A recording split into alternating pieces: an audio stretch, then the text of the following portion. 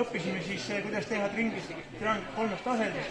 Esimene see, kui ta on püsti ja blokeerib mu keha, ükskõik kuidas ma püüan kuklast võtta, üles tulla, pole see võimalik.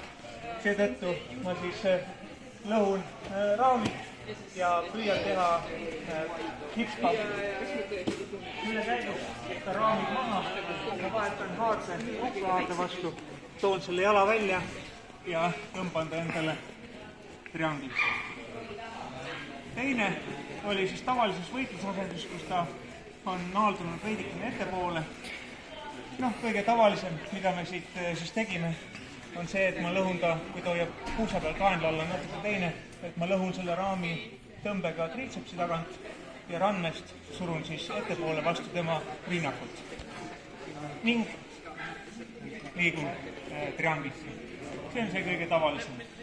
Veel üks võimalus on, et ma kasutan 2-1 ja lõhun selle haarde ära 2-1 ning teise jala toon ma põlve sisse, kummeldan risti ning liigutan ülesse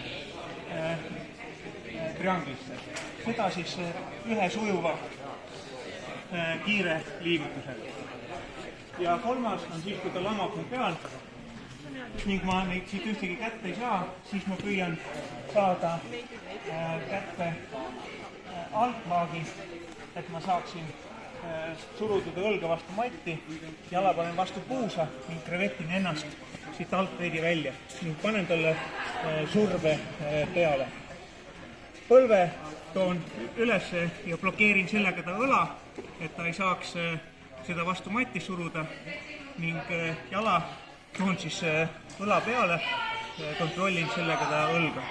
Nüüd saan kas ma käe abil või ilma käeta kätte selle jala ja lähen trianglisse. Kui triangel lõpetada ei õnnestu, võin kasutada surumist kõrri, aga üldjuhul triangli lõpetamiseks on 3 viisi lühikestel jalgadel.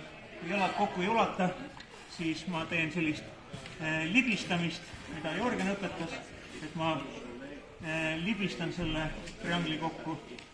Tavaline triangel, kus mul jalad ulatuvad kokku ja mees on piisavalt kogukas, kestan üles puusad, toon käe teisele poole, tõmban pea sülle ja nüüd koos puusate survega tuleb alistus või pikkade meeste alistus, kus muidu see triangel kokku ei lähe, sest see on nii lõdva. Ma liigun ühe jala alla, kontrollin ta õlast, et ta minema ei läheks ning samamoodi survega kukla peale surun nüüd põlvega ta põlveõndlasse, laskes selle jala sirgu ja kui ta on mulle ideaalselt põlveõndlas, siis ma panen triangli kokku ja see triangel tuleb väga tihe. See oli tänase tunni teema.